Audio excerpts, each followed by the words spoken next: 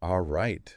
Welcome back, everyone, to another deep dive. Glad to be back. Today, we're going to be tackling a pretty big one. Yeah. And this one, I think, is especially relevant for our listeners out there who are preparing for the UPSC exams. Absolutely. We're going to be talking about liberal institutionalism. Big one. It's a theory of international relations. And, I think sometimes it can sound a little dry, Yeah. a little bit academic, maybe. Little build. But it's actually super relevant to how the world works. It is. So what we're going to do today is, we're going to break it down. We're going to try to make it understandable. Yeah. We're going to look at its strengths. We're going to look at its weaknesses. For sure. And hopefully by the end of this, you'll have a really good grasp of it. Yeah. So to start off, I guess, what is liberal institutionalism? So at its core, it's about how institutions can help states cooperate. Okay. In international relations, it can feel like it's a bit of a free-for-all. States doing whatever they want, but liberal institutionalism, it says, you know what? There's a better way. We can have rules. Right. We can have organizations. So it's kind of like it's bringing a little bit of order to the chaos. Exactly. Creating that structure. Imagine a playground with no rules. Oh, that would be a disaster. Right. Kids running wild, bumping into each other, maybe even a few fights breaking out. Yeah. Now imagine that same playground, but now you have some rules in place. Oh. Maybe a supervisor, maybe some designated areas for different activities. Things run a little more smoothly, right? Yeah. I think that's a great analogy. Liberal institutionalism sees international politics kind of like that playground. Right. It's saying that, you know what? Institutions can be that supervisor. They can be the rules.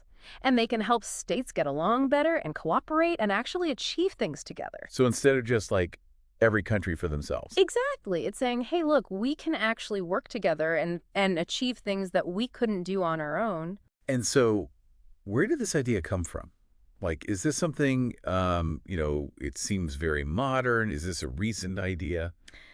It has roots that go way back, actually. I mean, you can even trace it to, thinkers like Immanuel Kant. Oh, wow. But really, it started to gain traction in the 20th century, Okay. especially after World War I, Right. because people were, they were horrified by the devastation. Oh, great. And they were like, we need to find a better way. Yeah. We can't keep having these massive wars. Right. So that's when you see the first real attempt to create a global institution. And that was The League of Nations. the League of Nations. Now, the League of Nations, it ultimately failed, Right. but it planted the seeds for what would come later, the United Nations. And the UN. I mean, that's the kind of, I guess, the poster child of liberal institutionalism, right? It's the biggest, most prominent example, yeah. Yeah. It embodies that belief that you can create a forum where states can come together. Right. To talk things out, to resolve disputes peacefully, to cooperate on issues like, development, health, all sorts of things. And so how does, like, this domestic analogy come into play? So, in our own countries, we have systems of governance, right? We do. We have laws, we have courts, we have a constitution. Yep. These things create order, they constrain our behavior, and they allow us to live together peacefully. Hopefully. For the most part, yeah. For the most part. Well, liberal institutionalism says, well, why can't we do something similar on the international level? Okay. Why can't we have a system of global governance that, does the same thing? It provides rules, it helps to constrain states, it helps them to cooperate. So it's kind of like taking the principles of domestic politics and applying them to the global stage. Exactly. Okay. So we've talked about, classical liberal institutionalism, I guess, but there are different flavors of this, right? Yeah, it's not a monolithic theory. It's evolved over time. Okay. So what are some of the branches or the different ways of looking at this? So one of the big ones you hear about is neoliberal institutionalism. Okay. And this really emerged in the latter half of the 20th century. And what's the key difference there? So neoliberal institutionalists, they're not so idealistic, I guess you could say. They say, look, states are always going to be self-interested. Right. That's just how the world works. But even self-interested states can see the benefits of cooperation. Okay. So it's not about some kind of utopian vision of everyone holding hands and singing Kumbaya. No, it's more like, hey, if we work together, we can all get richer. We can all be more secure. So it's about that, like, mutual benefit. Exactly. They talk about absolute gains, meaning that even if one state benefits more than another, as long as everybody gets something out of it, it's still worth cooperating. Okay. It's a win-win. And are there any, like, real-world examples that really illustrate this? Oh, tons. The WTO is a great one. World Trade Organization. Right. States coming together to set rules for trade. Yes, there are winners and losers in any trade deal, but the idea is that overall, global trade increases and everybody benefits from that. Okay. So that kind of shared prosperity through cooperation. Exactly. You see it in the IMF as well. You see it in regional organizations like the EU. Right. Okay.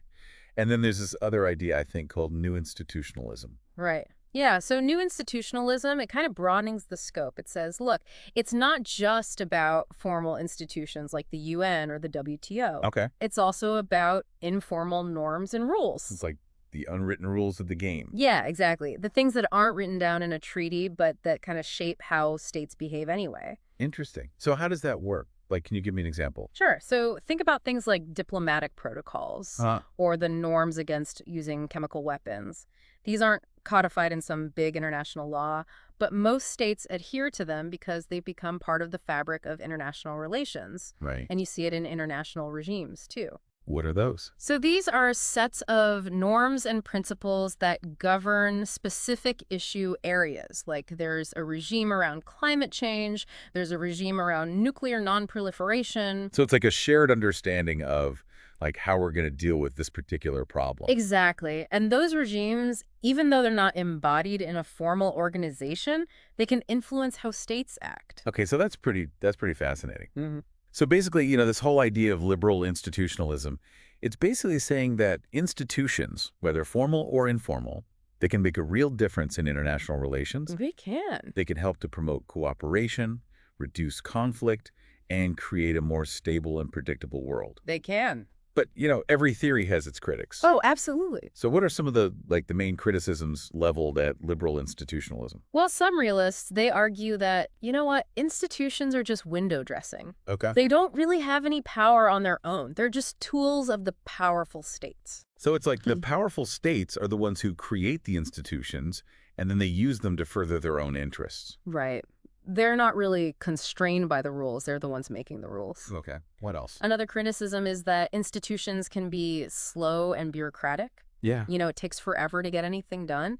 And sometimes they're just not very effective at dealing with urgent crises. Right, right. And then there are those who argue that, liberal institutionalism, it's a very Western-centric view of the world. It reflects the values and interests of Western countries, and it doesn't necessarily resonate with other parts of the world. Okay. So it's, it's not a perfect theory. It has its limitations. So it sounds like, liberal institutionalism, it's a powerful idea. Yeah. It's had a real impact on the world. I mean, we see institutions everywhere. Yeah. But it's important to be aware of its limitations. Yeah. To understand that it's not a magic bullet. Exactly. It's not a guarantee of peace and cooperation. Right. But it is a framework for understanding how states can work together. Yeah. And it's a starting point for building a more cooperative and peaceful world.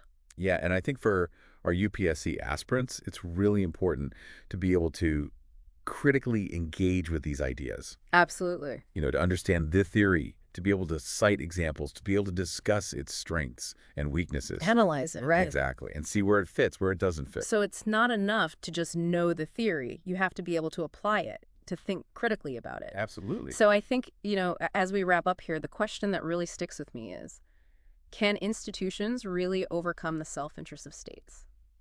It's the big question, isn't it? Yeah. It's a question that scholars and policymakers have been grappling with for decades.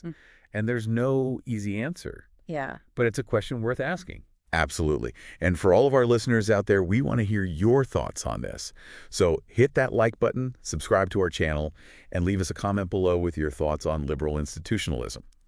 And, maybe we'll even do a follow-up episode based on your questions. Sounds good. So until next time, keep learning, stay curious, and we'll see you on the next deep dive. See you then. Bye, everyone. Bye.